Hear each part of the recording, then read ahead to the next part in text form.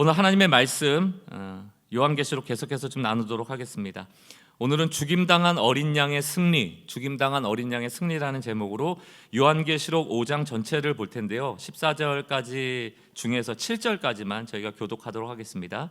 요한계시록 5장 1절로부터 7절까지 교독하겠습니다. 제가 먼저 1절 있습니다.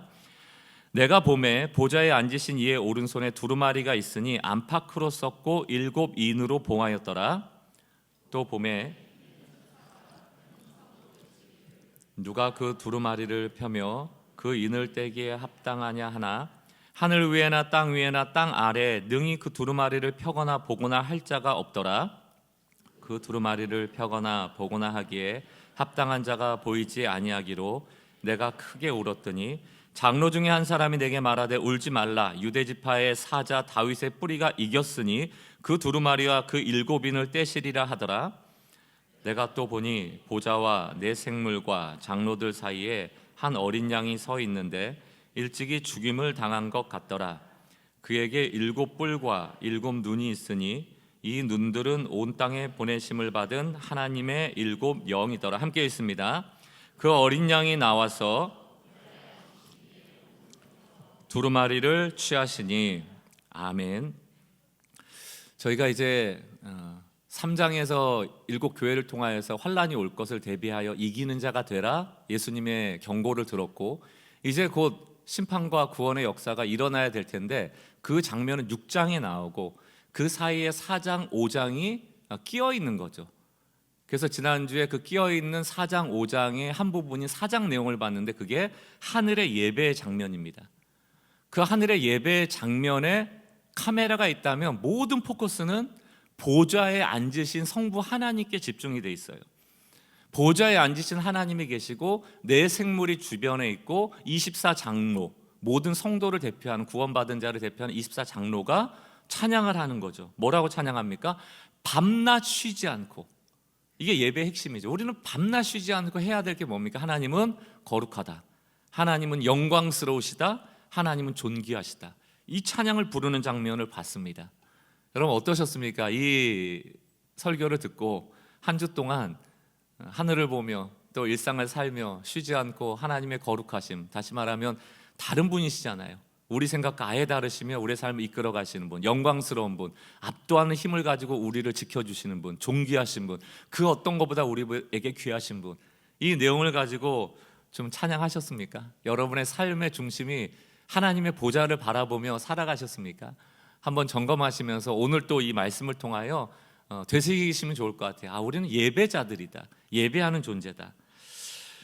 죽음의 위기를 당한 초대교회 성도들에게 하나님은 심판을 통해 구원해 주시기 전에 이런 예배를 보여주신 거예요. 왜냐하면 모든 성도들도 마지막 때의 환란을 함께 겪습니다. 이 겪을 때 이 환란 때문에 배교하는 일들이 있을 텐데 이 배교를 막고 고난을 극복할 수 있는 유일한 방법이 하늘 보좌에는 하나님이 여전히 질서정연하게 빈틈없이 흔들림 없이 이 종말의 때 심판과 구원을 이루고 계시다라는 것을 봐야 된다는 거예요. 이 위기를 극복하는 방법은 여전히 하나님이 계시다, 그러므로 우리는 예배한다, 이것이 답이 된다는 얘기입니다. 그래서 예배가 고난을 이기는 답이다라는 말을 드린 거죠. 오늘날 이 땅을 살아가는 이때도 종말의 때 아닙니까? 위기 없는 인생은 아무도 없습니다. 진짜 없어요. 저한테도 한 주 동안 위기가 있었습니까? 물어보면 여러 번 못지않게 있습니다. 다 겪어오는 것이죠. 그러니까 제발 그 찬양의 가사도 나와요. 왜 나만 겪는 아픔이냐고. 우리 기도 제목이 그거 아니에요? 하나님 왜 나한테만? 거짓말이거든. 새빨간 거짓말입니다. 여러분들이 몰라서 그러는 거예요. 조금만 옆을 보고 뒤를 보고 사람들 보면 자기 아픔이 제일 큰 거거든요. 마라톤 선수도 제일 힘든 거는 그 발가락 사이에 작은 모래알갱이입니다. 그 모래알갱이 그거 힘든 거예요. 근데 마라톤 42.195km를 뛸 땐 그게 제일 힘든 거예요. 그러니까 왜 나만 겪는 슬픔이라는 거짓에 자꾸 함몰되지 마세요. 이 종말을 살아가는 이 시기, 죄와 또 세상의 부조리 속에서 모든 피조물이 아파하는 때입니다. 로마서 8장 22절 뭐라고 되어 있어요? 피조물이 다 이제까지 함께 탄식하며 함께 고통을 겪고 있는 것을 우리가 안다. 하나님의 나라가 완전하게 임하기 전까지 모든 피조물은 고통합니다. 사람들이 고통하며 탄식할 때 나오는 증상이 뭐라고 했어요? 시야가 좁아지는 것, 두려움을 바라보는 것, 문제에 집중하는 것, 문제가 너무 커서 진짜로 크신 하나님이 안 보이는 것, 하나님이 거룩하신데 문제가 더 거룩해 보여요. 하나님이 영광스러운데 문제가 더 영광스러워. 이게 상징적으로 얘기를 드리는 겁니다. 하나님이 존귀하신 분인데 문제 해결이 더 존귀해 보여. 이거 없으면 난 못 살아. 이렇게 돼버리는 겁니다. 예배가 뭐예요? 이 땅에 그 함몰된 문제로 좁아진 시야를 여는 거예요. 그러니까 요한을 통하여 뭐라고 얘기합니까? 하늘의 문이 열렸어. 그 열린 문으로 와라. 이게 초청이에요. 이 하늘 문으로 들어와라. 그리고 보라 이거거든요. 이게 예배입니다. 오늘 이 자리가 하늘의 문이 열린 자리이고 이 말씀을 통해서 보좌에 계신 하나님을 보라는 거예요. 거기에 집중하라는 거예요. 딴 거 보지 말라는 거예요. 한눈 팔지 말라는 거예요. 그게 예배입니다. 왜? 하나님께만 답이 있다. 이것도 부족해요. 하나님께는 정답이 있다. 여러분들이 책 읽고 인문학 같은 데도 적당한 답은 있습니다. 아하, 이거였구나. 무릎을 치는 아주 기묘한 답이 있을 수는 있어요. 그러나 그것이 우리의 인생의 정답은 아니에요. 그 책 한 권이 우리 모두에게 답이 됩니까? 그러나 하나님은 한 사람 한 사람의 머리카락을 세실 정도로 세밀하게 우리를 정답으로 인도하신다. 그러니까 예배는 교회에 와서 앉아있는 행위가 아니죠. 우리의 전체의 삶 속에서 하나님께만 가장 옳은 정답이 있음을 믿고 그분을 철저하게 의존하는 모든 행위들, 그게 예배예요. 저 이번 주에 운전하면서 하나님 도와주세요 엄청 했거든요. 물론 학교 개학을 위해서 그런 건 아닙니다. 광고를 안 드렸네요. 예, 개학은 됐습니다. 어쨌든 그래서 여러분 2년 동안 이 자리에 있게 됐음을 감사하고, 보니까 뭐 성도들은 별 걱정을 안 하고 계시더라고요. 말은 제가 뭐 제일 막 이렇게 대단하게 걱정하지 말라고 했는데 제일 쫄보는 저였고, 참 감사한 일입니다. 그런 거 운전하면서도 집에 있으면서도 아이들의 문제에서 대화하면서도 사업을 하면서도 일터에서도 그분을 철저하게 의존하는 그 행위와 태도, 그게 예배인 것이죠. 우리의 기도도 우린 자꾸 간절함에 초점을 맞추고요, 내가 얼마나 열심히 했음에 초점을 맞추고요, 우리가 얼마나 많은 말로 하나님을 설득하는가에 초점을 맞춰요.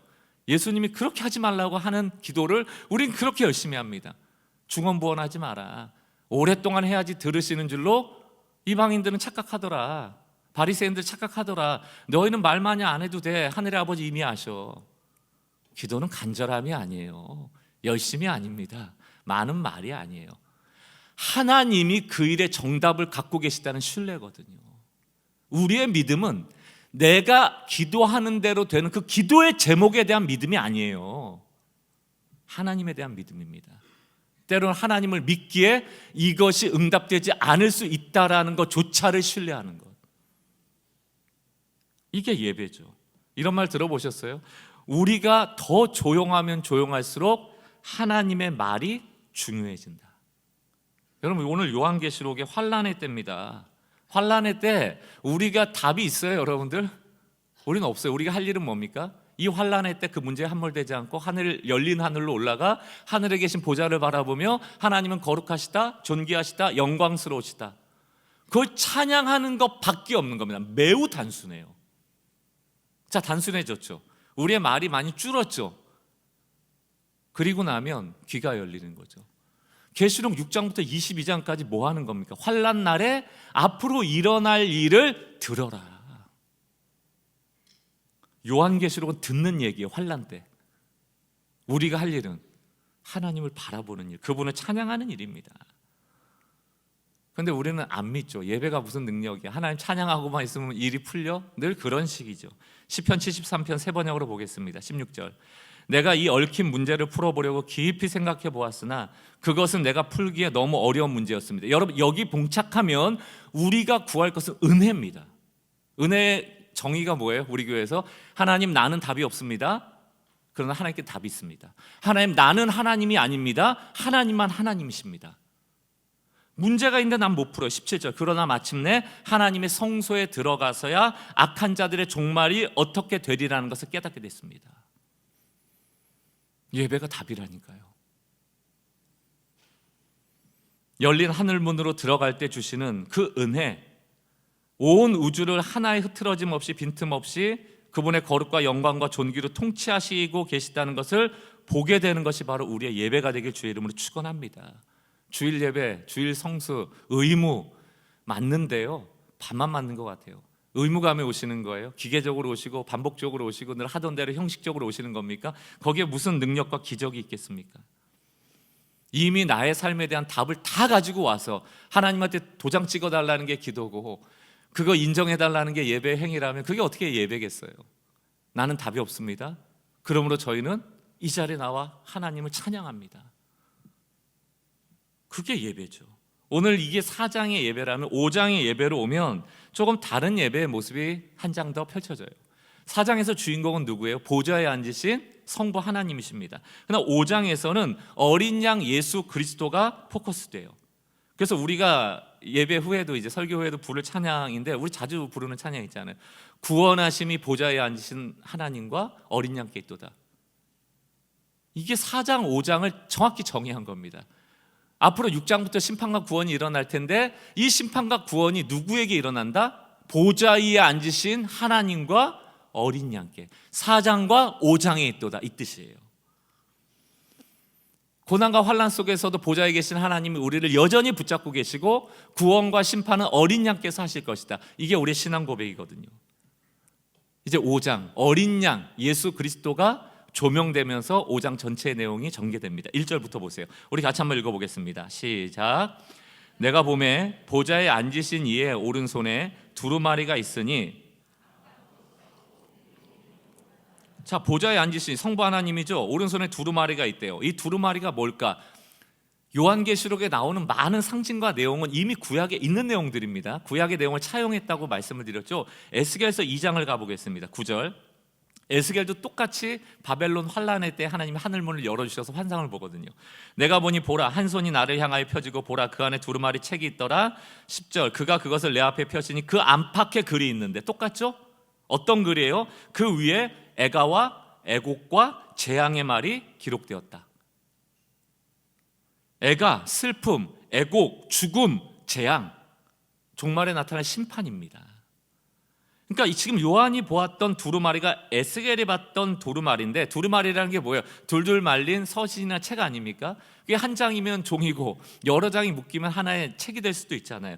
그 안팎에 있다는 것은 뭐냐면, 안에는 앞으로 6장부터 22장까지 펼쳐질 하나님이 어떻게 심판하시고 구원하실 거라는 내용이 빼곡히 적혀 있고, 그 밖에는 이 내용이 어떤 내용인지에 대한 요약이 있는 거예요. 이 두루마리가 어떤 두루마리다. 그러니까 이 두루마리는 이미 공개된 거예요, 안 된 거예요? 된 겁니다. 구약을 통하여서. 그런데 여러분 알다시피 요한을 통해서 앞으로 일어날 일을 내가 계시하겠다라고 하면서 요한계시록이 시작됐잖아요. 그러니까 이제 그 일이 지금 요한 이 두루마리에 적힌 거란 말이에요. 그런데 이 두루마리라는 게 뭐냐면, 예를 들어 어떤 왕이 다른 나라 왕에게 서신을 보낼 때 두루마리를 쓰고 그냥 이렇게 펼쳐서 가는 게 아니잖아요. 봉하죠. 7인 못 보도록 잠금 장치를 해놨다는 거예요. 7개를. 그러니까 아무나 못 봐요. 그러니까 이 전령병이 그걸 가지고 이제 왕에게 갈 때 볼 수 없죠. 봐서도 안 되죠. 혹은 봤다고 하더라도 그 안에 있는 한 나라와 나라가 결정해야 될 일에 대하여 이 말을 타고 가는 전령이 해결할 수 있어요? 못하죠. 이 인을 떼서 본다라는 것은 이 안에 있는 내용을 실행할 자격이 있는 사람이 인을 떼는 겁니다. 그러면 이 나라의 왕이 왕에게 보냈다는 것은 누가 뜯어볼 수 있는 거예요? 그 나라 왕만 뜯어볼 수 있죠. 왜? 그 결정을 왕만 할 수 있기 때문에. 그게 지금 이 얘기예요. 그런데 사도 요한의 생각에는 저 두루마리 안에 이제 하나님이 앞으로 일어날 일, 구원과 심판에 대한 일이 적혀 있는데, 문제는 뭐예요? 요한의 손에 들려도 요한은 그걸 감당할 수 없으니 인을 뗄 수가 없는 겁니다. 인이 떼져야지 그 안에 일들이 실행되는데. 2절을 보세요. 또 봄에 힘있는 천사가 큰 음성으로 외치기를, 누가 그 두루마리를 펴며 그 인떼기에 합당하냐? 근데 요한의 눈에는 안 보여요. 3절, 하늘 위에나 땅 위에나 땅 아래에 능히 그 두루마리를 펴거나 보거나 할 자가 없더라. 4절, 그 두루마리를 펴거나 보거나 하기 합당한 자가 보이지 않기로 내가 크게 울었다. 왜 울었을까요? 지금 순교의 때잖아요. 초대교회는 환난의 때잖아요. 이 두루마리의 인을 떼서 하나님의 구원의 역사가, 악인에 대한 심판의 역사가 일어나야만 이 환난이 멈춰지고 하나님의 구원이 이 땅 가운데 펼쳐지는데, 인을 뗄 사람이 없으니, 자기 생각에는 아무도 없으니 울 수밖에 없는 것 아닙니까? 여러분, 이 답답함이 오늘 한국교회에 있나요? 여러분에게 혹시 있습니까? 문제는 있는데, 이 하나님이 역사해 주셔야지 문제가 해결될 것 같은데, 마치 그 문제에 대한 해답은 있는데 인을 뗄 자가 없는 것처럼 답답한 마음이 우리 삶 가운데도 왜 없습니까? 저는 정확히 이때가 한국 교회를 보면서는 울어야 될 때라고 생각합니다. 그 한국 교회가 아니더라도 우리는 지금 가장 빠른 종말의 때를 살고 있는 거예요. 이후의 시간이 있습니까? 아니죠. 우리는 계속 미래를 향하여 가고 종말은 계속 가까워지고 있고, 그때를 살아야 된다면 사도 요한이 2000년 전에 울었다면 우리야말로 지금은 더 울어야 될 때 아닙니까? 우리는 전지전능한 하나님 앞에 늘 무지무능합니다. 예수님 이 땅에 오실 때도 알아본 사람이 없었고, 이 구원의 완성을 이루어갈 때도 우리가 이렇게 무지하고 있을 때가 아니거든요. 그래서 우리가 요한계시록을 읽는 이유이기도 합니다. 나에겐 답이 없습니다. 답이 있더라도 제가 열 수가 없습니다. 그때 24장로 중 한 장로가 나와 해설자처럼 이 상황을 정리해 주거든요. 5절 말씀 같이 한번 읽어보겠습니다. 시작. 장로 중에 한 사람이 내게 말하되, 사자 다윗의 뿌리가 이겼으니 그 두루마리와 그 7인을 뗄 분이 계시대요. 그런데 어떤 분이냐 보니까 유다 지파의 사자 다윗의 뿌리. 구약을 아는 사람은 이게 무슨 단어인지를 명확히 합니다. 유다의 사자, 이건 뭡니까? 유다 지파 가장 강한 지파였고, 유다의 사자에서 메시아가 나올 것이다, 다 알고 있던 상황이었고, 이새의 뿌리가 누굽니까? 다윗이고, 다윗의 뿌리로 쭉 가다 보면 누가 등장해요? 예수가 등장하죠. 그러니까 유다 지파, 다윗의 가문이라는 두 워딩이 딱 나오면 구약 사람들은 그게 메시아라는 걸 금방 알아요. 메시아는 무슨 뜻입니까? 가장 강력한 왕권을 가진 왕을 뜻해요. 왕이란 뜻입니다. 메시아라는 게. 그러니까 모든 문제를 해결할 전능자라는 뜻이에요. 창세기 49장과 11장에 이사야 11장을 보면 이 다윗의 뿌리 유다 지파 사자가 메시아임을 이미 예언을 해놓았죠. 창세기 49장을 보십시오. 유다는 사자 새끼로다. 내 아들아, 너는 움킨 것을 찢고 올라갔도다. 그가 엎드리고 웅크림이 수사자 같고 암사자 같으니 누가 그를 범할 수 있으리요. 용맹한 거죠. 누구도 이길 수 없는. 10절, 규가 유다를 떠나지 아니하며, 규라는 거 왕이 내미는 거, 우리 에스더 때 봤죠? 허락하는 거예요. 왕의 이거 통치권을 얘기하는 겁니다. 통치자의 지팡이가 그 발 사이에서 떠나지 아니하기를 실로가 오시기까지 이르리니 그에게 모든 백성이 복종하리로다. 메시아 앞에 복종하지 않을 아무도 없다. 이 예언이 있는 거예요. 그리고 이사야 11장 보면 뭐라고 되어 있습니까? 이새의 줄기에서 한 싹이 나며, 이새의 아들이 누구예요? 다윗이잖아요. 다윗의 뿌리에서 한 싹이 나며 그 뿌리에서 한 가지가 나서 결실할 것이요. 이게 예수 그리스도의 오심을 예표하는 글이거든요. 이게 다 누구를 향해 있습니까? 메시아. 그럼 우리는 다 알죠. 그 메시아가 누구예요? 예수 그리스도. 그러나 이 사도 요한은 그 환상을 보면서 유다의 사자 다윗의 뿌리에서 이 인을 뗄 자가 나올 거라고 할 때 어떤 단어의 사도 요한은 하이라이트를 했을까요? 분명히 사자일 겁니다. 또 하나는 뭐예요? 다윗일 거예요. 사자만큼 강한 동물이 어디 있어요? 다윗만큼 부강했던 나라의 왕이 있었습니까? 그러니까 사도 요한의 마음에 와, 됐다.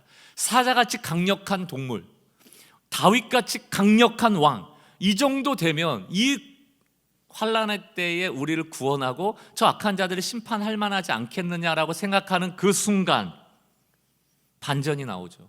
그게 바로 6절이에요.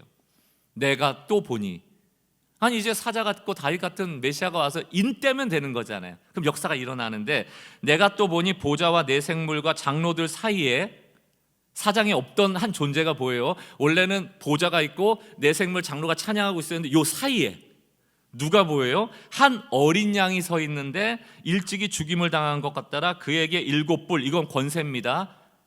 전능함을 나타내는 거고요. 7눈, 이건 지혜예요. 전지함을 나타내는 겁니다. 이 눈들은 온 땅에 보내심을 받은 하나님의 7영이었더라. 성령을 얘기하니까 그 자는 곧 하나님이었다, 이런 뜻이거든요.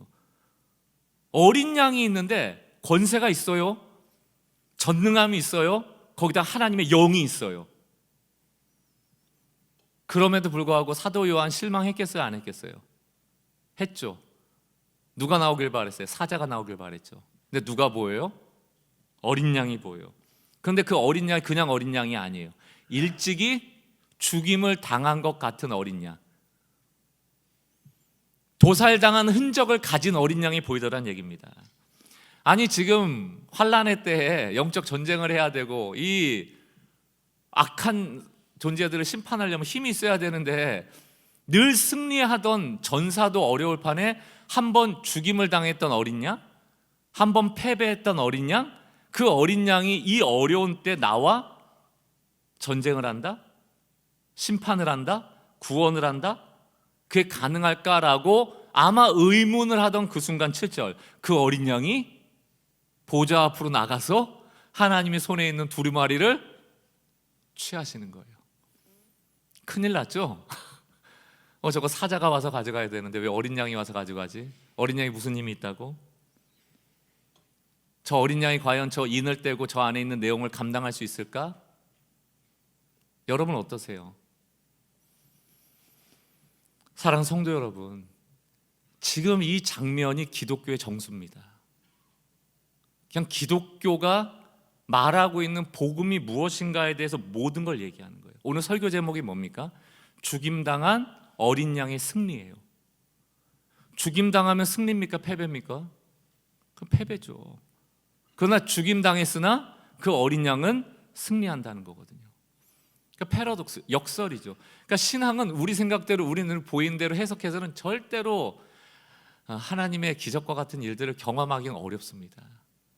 하나님은 거룩하시거든요. 아예 달라요. 그 패배가 승리라고 말하는 겁니다. 그 패배한 자가 승리자라고 말하는 것이고, 그 패배가 승리였으므로 두루마리를 떼기에 합당하고 앞으로 승리하기에도 마땅하다는 얘기예요. 그럼 앞으로 이 말세 때 사자가 와서 모든 악인을 물어뜯어서 죽이는 겁니까? 어린 양이 어린 양의 방식대로 승리하는 겁니까? 후자예요. 이 땅의 심판과 구원의 기준이 뭡니까? 힘이에요? 팔씨름에 가고 악한 자하고 선한 자를 구별해내는 겁니까? 가진 거예요? 얼마까지 소유한 사람 천국 가고 소유하지 못하면 지옥 가는 겁니까? 하나님한테 복받은 사람은 천국 가고 하나님한테 복받지 못한 사람은 지옥 가는 거예요? 예를 들어 세상의 복말이에요. 천국과 지옥, 구원과 심판의 기준이 뭡니까? 예수 그리스도의 피가 우리를 대신한 속량의 피, 은혜의 피인 것을 믿는 사람이 구원받는 거예요. 우리를 살리는 건 사자의 힘이 아니고 어린 양의 피라는 얘기입니다. 그런데 우리는 어린 양의 피, 흘리심, 그 희생과 손해봄과 이런 고난을 기꺼이 감당하는 방식으로 그리스도를 따르는 그리스도인이 되는 게 아니고 희한하게 사자를 흠모하는 거죠. 힘을 가져야지 문제가 해결된다고 보는 거죠. 그러니까 계속 우리의 신앙이 충돌이 나는 겁니다. 완벽할 수는 없겠죠. 이 세상은 완벽하게 하나님 나라가 완성된 것은 아니기 때문에 그 이해관계의 갈등이라는 게 없을 수는 없겠죠. 그러나 우리가 이렇게 예배드리는 이유는 뭡니까? 이게 답이야. 예수의 방식, 어린 양의 피 흘림의 방식이 답이야를 고백할 수는 있어야죠. 근데 이 행위를, 이 예배 행위를 그쳐버린 순간 우린 세상의 방식이 맞아라고 그것을 인정하며 살아가게 될 수밖에 없는 거죠. 그것은 하나님께서 기뻐하시는 일이 아닙니다. 성경 전체가 무슨 얘기일까요? 피에 대한 얘기예요. 다 피에 대한 얘기입니다. 그 피가 승리고 그 피가 생명이란 얘기예요. 레위기를 보십시오. 17장 11절. 이 4절의 말씀을 다 같이 읽겠습니다. 같이 한번 읽어볼게요. 11절 시작. 육체의 생명은 피에 있음이라. 내가 이 피를 너희에게 주어 제단에 뿌려 너희의 생명을 위하여 속죄하게 하였나니. 여러분 어떻게 구속받았어요? 사자가 여러분들 구원해낸 겁니까? 막 물어뜯기고 있는데 사자 갑자가 우리를 물어뜯는 악인을 물어가지고 이렇게 제껴놓은 거예요? 피에 있다니까요. 어린 양이 피 흘리는, 우리 눈에 보이는 그 패배가 우리를 구원해냈다니까요. 왜 이런 방식을 쓰는지 우리는 알 수 없어요. 근데 이게 하나님의 방식이에요. 우리는 그래서 이걸 믿는 겁니다. 이해하는 게 아니에요. 이 하나님의 방식을 신뢰하는 거예요. 히브리서 9장 22절 같이 읽겠습니다. 시작. 율법을 따라 거의 모든 물건이 피로써 정결하게 되나니 어린 양이 없으면 구원이 없어요. 하나님의 손에 들려진 두루마리의 임봉을 누가 떼야 되는 겁니까? 그럼 사자가 떼야 돼요? 어린 양이 떼야 돼요? 어린 양이 떼야죠. 그리고 그냥 살아있는 어린 양이 떼야 됩니까? 피 흘린 어린 양이 떼야 됩니까? 피 흘린 어린 양이 떼야죠.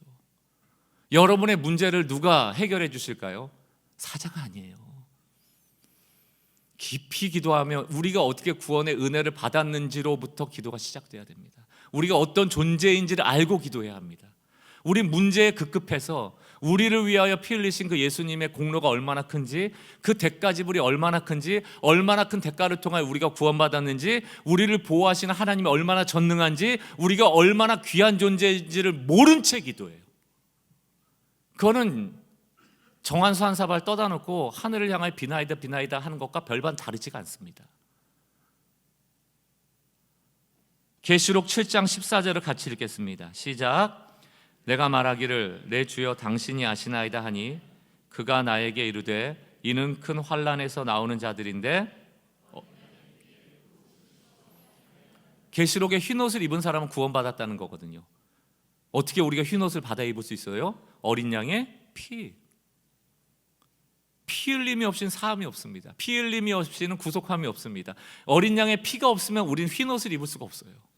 우리가 사서 입는 거 아니에요. 우리가 선해서 입는 거 아니에요. 우리의 행위로 입는 게 아니에요. 어린 양이 피 흘림으로 입는 거예요. 계시록 12장 11절 제가 읽겠습니다. 또 우리 형제들이 어린 양의 피와 자기들이 증언하는 말씀으로 그를 이겼으니. 이겼죠. 어떻게 이겼습니까? 그들은 죽기까지 자기의 생명을 아끼지 않았다. 죽음으로 이겼다는 얘기예요.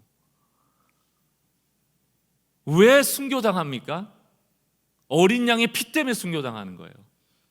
두 가지죠. 어린 양은 우리를 구원하여 내기 위해 십자가에 피 흘리고, 우리는 피 흘림으로 승리하는 거예요. 방식이 똑같아요. 이게 한국교회에 선포되어지고 우리가 부대끼고 힘들고 받아들이기가 어렵고 싫고 한다고 오답이 되는 게 아니란 말이죠. 이게 성도들에게 받아들여지기가 힘들어서 이걸 빼고 사자를 외치고 우리가 얻어낼 승리를 외치고 기복을 외치고 성공을 외치고 성장을 외쳐서는 복음이 복음답게 드러날 수가 없다는 얘기입니다. 여러분들이 받아들이던 말던 우리는 어린 양의 피로만 구원함을 받아요. 죽기까지 충성함으로 이기는 겁니다. 그 방법밖에 없어요. 그거를 알려주고 있습니다. 제가 이제 자꾸 한국교회 하니까 저를 너무 비판적으로 보시는데 저 비판할 생각이 없어요. 아니 우리도 한국교회인데요. 우린 달라요 뭐. 우린 다 한국교회 안에 있는 거지. 비판이 목적이 아니고 비난이 목적이 아니고 문제의식을 가져야 돌아갈 것 아닙니까? 이게 잘못된 걸 알아야지 바뀔 것 아닙니까? 성경이 바라는 방식, 오늘 종말을 살아가며 환난의 때를 이기는 방식으로 살아가기 위해서는 우리의 오답들을 적나라하게 대면하지 않으면 맞는 것처럼 여기고 신앙생활 해버리잖아요. 아니 뭐로 가도 응답받으면 끝이지. 비나이다 뭐 저기 그렇게 점을 많이 본다면서요? 한국 교회는 그건 무술인이 한 얘기니까 맞겠죠. 뭐 이렇게 점을 많이 봐요? 왜 보겠습니까? 하나님은 안 보이고 무당은 보이거든요. 우리는 힘의 언어를 너무 좋아합니다. 힘이 있으면 문제 좀 쉽게 풀리죠. 편하죠. 빨리빨리 풀리니까. 또 안전을 확보할 수 있죠. 그러니까 지금 두루마리에 저 인을 뗄 존재가 사자이면 좋겠는 거예요. 어린 양 싫은 거죠. 교회 안에 늘 부흥 그럼 숫자 생각하고, 저희 교회 좀 인원 많아지니까 성도들이 좋아하시더라고요. 좋아할 거 하나도 없어요, 여러분. 하나도 없습니다. 사람이 예배하는 숫자가 많아지는 게 뭐가 중요합니까? 우리는 숫자 중에 진짜로 예배하는 사람이 몇 명인지 아세요? 하나님 받으시는 예배하는 사람이 몇 명인지 아십니까? 아무도 몰라요. 하나님만 아시는 겁니다. 저 교회는 좋은 교회야 나쁜 교회야 하나님만 아시는 거고, 받으시는 예배 안 받으시는 예배하는 받으시는 그분만 아시는 거예요. 우리가 좋아할 일이 아닙니다. 부흥 그럼 숫자, 뭐 행사 그럼 규모, 얼마나 많이 돈이 있냐, 뭐 사람을 향한 영향력 이런 거 있잖아요. 한번 질문해 볼게요. 여러분에게 상처 준 교역자들, 목사님들, 주변의 기독교인들 유명한 사람이에요? 안 유명한 사람이에요? 다 유명한 사람, 여러분들과 다 가까이 지냈던 사람이죠. 여러분에게 영향력을 줬던 사람이죠. 여러분들이 그토록 흠모했던 사람들이죠. 그놈의 영향력 때문에 상처받은 것 아닙니까? 영향력이 뭐예요? 결국 자기 왕국 아닙니까? 하나님 이용해서 자기 왕국 세우는 거 아니에요? 우리가 영향력이 있어봐야 얼마나 영향력이 있습니까? 나를 통하여 피 흘린 예수가 보여야지 내가 보이는 게 뭐 영향력이에요? 그렇게 두드러진 사람 여러분 곁에 두기 좋아하고 박수 쳐주고 환호하다가 그 사람 조금만 잘못한 거 가지고 세상에 어쩜 저럴 수가 있어. 뭘 어쩜 저럴 수가 있어. 원래 그런 사람인데. 제 영향 받지 마세요, 제발. 그리고 죄가 드러날 때 용서해 주세요. 그게 좋아요. 뭘 그렇게 대단한 사람처럼 아우 박 목사님 그럴 줄 몰랐다고. 제발 좀 아세요. 전 원래 그런 사람입니다. 제발 좀 아세요. 이렇게까지 얘기했습니다. 예. 저 때문에 뭐 교회 떠난다 만다 얘기하지 마세요. 너무 안타까워요. 너무 안타까워요. 종교개혁을 했던 루터는 뭐라고 얘기합니까? 그 당시 일부러 헌금통을 금속으로 만들거나 나무로 만들어서 동전이 떨어지면 짤랑 소리가 나거나 툭툭툭 소리가 나도록 했다는 거 아니에요? 그러면서 뭐라고 얘기합니까? 이 동전이 떨어지는 소리가 천국에 들릴 때 너의 가족들 연옥에서 벗어날 수 있어, 천국 갈 수 있어, 그따위 소리 했다는 건 아니에요? 그래서 종교개혁한 거 아닙니까? 루터가 그때 뭐라고 얘기해요? 이 돈이 그 헌금하게 짤랑하고 떨어지면 면죄부를 통하여 죄가 사해지는 게 아니고 욕심과 탐욕도 분명히 증가한다. 나도 좀 더 내야지. 저 사람 3개 떨어뜨리는 것 같은데? 그럼 저 사람 가족만 구원받는 거 아니야? 나는 돈 벌어갖고 10개를 집어넣어야지. 이런 거에 교회 안에, 교회 그러려고 합니까? 내 가진 거 보이려고 하는 거예요? 천국을 돈과 연동시켜 놓으니까 돈이 있어야지 천국 간다는 것 아닙니까? 어디 그런 얘기가 있습니까? 천국은 하나님의 나라의 통치는 무엇으로만 가능해요? 구원하심이 그 보좌에 앉으신 하나님과 피 흘리신 어린 양께 있도다. 그 외에는 아무것도 없어요. 그게 교회여야 하고 그것이 예배여야 합니다.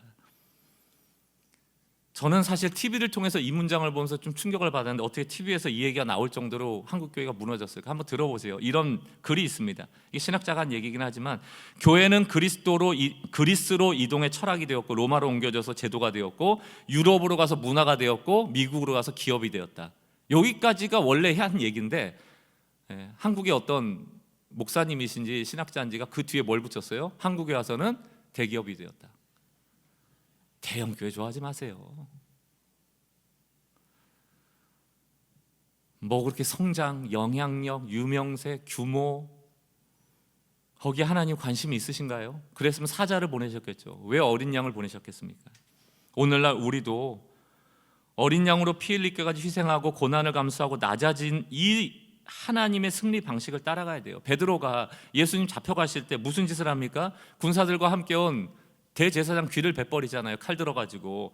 그게 마태복음 26장 아닙니까? 52절. 이에 예수께서 이르시되 내 칼을 도로 칼집에 꽂으라. 칼을 가지는 자는 다 칼로 망한다. 53절. 너는 내가 내 아버지께 구하여 지금 12군단이나 더 되는 천사를 보내게 할 수 없는 줄 아느냐? 이 두루마리에 인을 떼기 위해 사자로 올 수 없는 줄 아느냐? 그게 하나님이 원하시는 방식이 아니니까 안 하는 거야. 그러면서 54절 뭐라고 돼 있어요? 내가 만일 그렇게 하였더라면, 내가 사자로 왔더라면, 힘으로 왔더라면, 세상의 방식으로 왔더라면 이런 일이 있으리라 한 성경이 어떻게 이루어지겠느냐? 하나님의 뜻이 어떻게 성취되겠느냐? 하나님의 방식으로 어떻게 구원이 이루어지겠느냐? 하나님의 방식은 피 흘린 어린 양이 승리하는 거예요.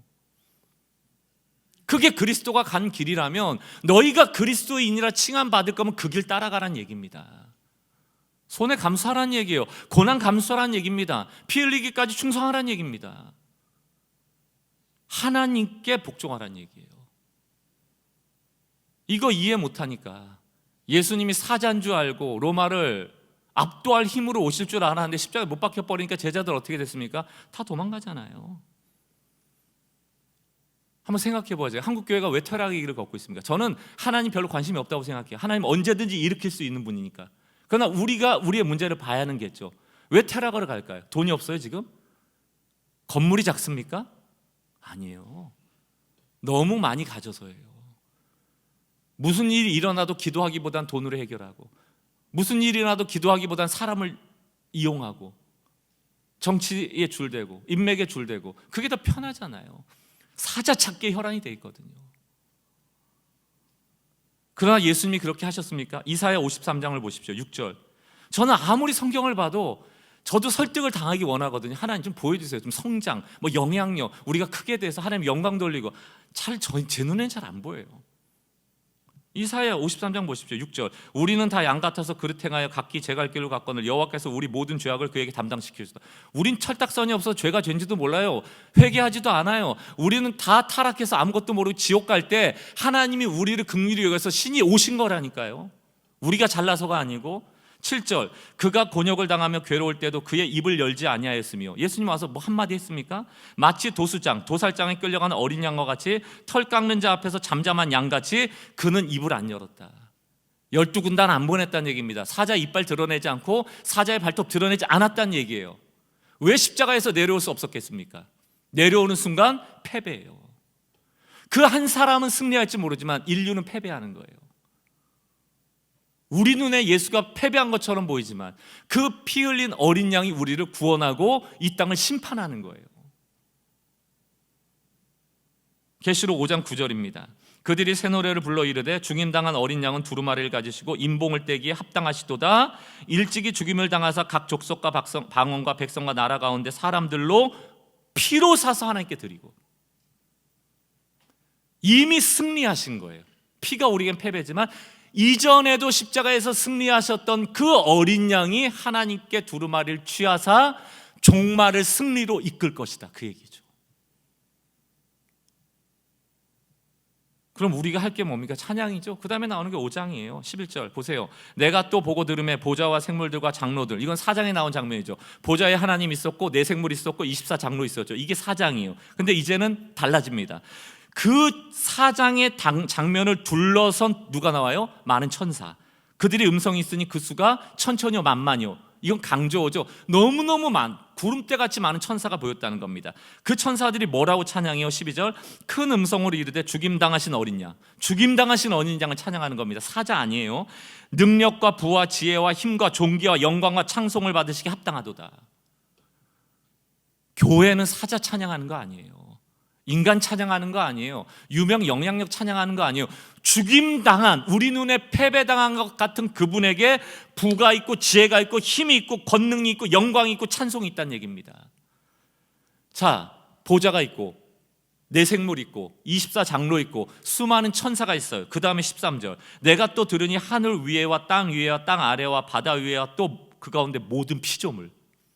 그 주변으로 또 누가 있어요? 모든 구원받은 피조물들이 보이는데 그들이 또 뭘 합니까? 이르되 보좌에 앉으신 이와 어린 양에게 찬송과 존귀와 영광과 권능을 세세토록 돌릴지어다. 4장의 예배에서는요 보좌에 계신 하나님께 포커스가 갔습니다. 5장은 어린 양을 통하여 이 동심원이 확장이 되는 거예요. 네 생물, 24장로, 천천과 만만의 천사, 온 피조물. 여러분 왜 4장에서 끝나지 않았을까요? 왜 5장이 등장했을까요? 여러분들이 하나님의 보좌 앞에 나아가 하나님을 찬양할 자격이 있으세요? 하늘의 문이 열렸을 때 그 거룩하고 영광스럽고 존귀하신 하나님께 나갈 자격이 있으시냐고요. 그걸 누가 주십니까? 예수의 피가 아니고서는 아버지께 갈 수가 없어요. 사장의 하나님의 영광을 위하여 누가 필요하다? 피 흘린 어린 양이 필요하다.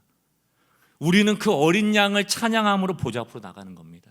그 얘기 어디 나와요? 사도행전 4장 12절 같이 읽습니다. 시작. 다른 이로서는 구원을 받을 수 없나니 천하 사람 중에 구원을 받을 만한 다른 이름을 우리에게 주신 일이 없음이라. 아멘. 요한복음 14장 6절 같이 읽습니다. 시작. 예수께서 이르시되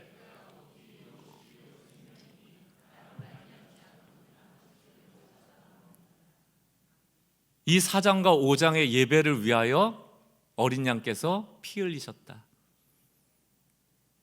십자가에서 승리하신 그 예수가 하나님의 손에 들린 심판과 구원의 계획의 두루마리를 펴실 분이시다. 대관식 같은 거예요. 하나님께서 어린 양의 피를 통하여 구원하신다는 얘기입니다. 5장이 없더라면 말씀으로 천지를 창조하신 하나님이 보좌에서 말씀으로 심판하셨겠죠. 그러나 우린 다 이해할 수 없지만 어린 양의 방식으로 구원하시겠다는 얘기라면 환난의 때를 살아가는 우리의 삶의 방식이 그리스도인다운 방식이어야 되는 거죠. 그러므로 종말에 남는 것은 강한 사람의 이름이 아니에요. 우리 호랑이는 죽으면 가죽을 남기고 사람은 이름을 남긴다는데 그건 우리 논리고요. 하늘에 갔을 때 이 땅의 유명함이 천국을 통과하는 라이센스가 될까요? 불가능할 겁니다. 여러분이 가진 재산이 천국으로 가는 그 문을 여는 열쇠가 될까요? 불가능하죠. 오늘 주님께서 뭘 얘기하십니까? 어린 양의 피다. 종말에 남는 유일한 것은 어린 양의 피고 어린 양이 어디로 인도하든지 그 길을 따라가는, 다시 말해 무엇을 가졌는지가 아니고 누구를 따랐는지를 보실 거예요. 서머학교에 칭찬만 받았잖아요. 그 칭찬의 내용이 뭡니까? 죽기까지 충성하였다. 빌라델피아 교회 왜 칭찬받았습니까? 너의 능력은 작았지만, 무명했지만, 영향력이라고는 없었지만 너는 죽기까지 충성했다. 충성이에요. 충성이 뭡니까? 예수님의 가신 길을 우리도 가는 거예요. 요한 크리스토스톰의 얘기 다시 한번 강조합니다. 이제 오늘 이 4장 5장의 얘기를 듣고 이 글을 읽으면 더 명확하죠. 우리는 이 환난의 때 늑대 1000마리 애워서 살아간다. 그러나 우리는 어린 양으로 승리한다. 왜? 우리는 어린 양을 돌보시는 목자의 도움을 있기 때문이다. 우리에겐 예수의 피가 있기 때문이에요. 그 피가 살리는 거예요. 이 종말의 때에 우리가 어찌 구원받았는지 다시 한번 돌아보시고 나의 죄를 씻기는 예수의 피밖에 없네.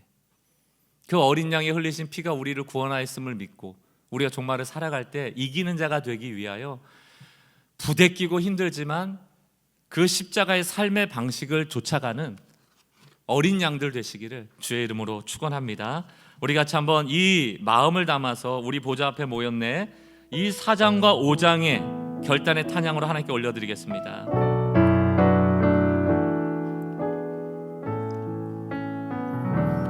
우리 보좌 앞에 모였네, 함께 주를 찬양하며, 우리의 공로가 아닙니다.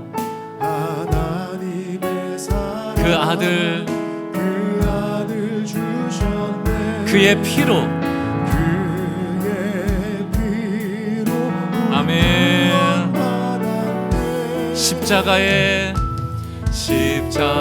십자가에서 쏟으신 그 사랑,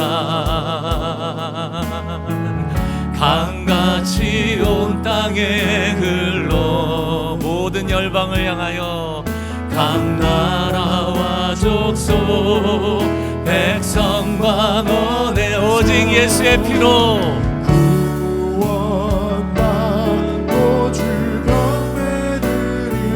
우리의 신앙을 주님 앞에 고백합시다. 구원하심이 보좌에 앉으신 주님, 우리가 주를 바라봅니다. 죽임당한 어린 양께 아멘. 구원하심이 보좌에 앉으신 우리 하나님과 어린 양께 다시 한번 선포합시다. 어떻게 우리가 구원받습니까? 구원하심이 보좌에 앉으신 우리 하나님, 우리 하나님과 피 흘리신 어린 양께 아멘. 구원하심이 보좌에 앉으신 우리 하나님과 다시 한번 구원받은 백성으로 하늘의 보좌를 향하여 주님을 찬양합니다. 구원하심이 하나님과 어린 양께만 있습니다. 구원하심이 보좌에 앉으신 우리 하나님과 어린 양께 있도다. 구원하심이 보좌에 앉으신 우리 하나님과 어린 양 있도다. 아멘. 우리가 참 기도할 때 우리가 이 땅에 발을 딛고 살아가다 보니까 세상에 오염된 소리를 듣지 않고 살아갈 수 없죠. 그러다 보니까 자꾸 사자를 흠모합니다. 그러다 보니까 이 거룩한 하나님의 보좌 앞에 나올 때도 우리는 하나님을 그런 세상의 방식으로 보는데 익숙해져 버렸어요. 예수의 피 자꾸 패배라고 보고 어린 양을 유악하게 보고, 그러나 그 어린 양은 하나님의 손에 붙잡혀 있는 어린 양입니다. 그 이면에 하나님을 보지 못하는 우를 범할 때가 너무 많거든요. 여러분의 문제 앞에도 마찬가지입니다. 하나님이 그 문제를 붙잡고 계세요. 그리고 우리에게 부탁하시죠. 이 종말의 때, 환난의 때, 너가 고난의 문제를 당할 때 예수의 피를 보며 어떻게 해야 될지를 생각하라는 거. 예수를 깊이 생각해라. 오늘 이 주신 말씀을 가지고 우리가 놓치고 있었던 것이 무엇인지, 다시 붙잡아야 될 게 무엇인지를 깊이 생각하며 주님 앞에 회개하고 다시 한번 재헌신의 기도로 나가는 시간 되길 소망합니다.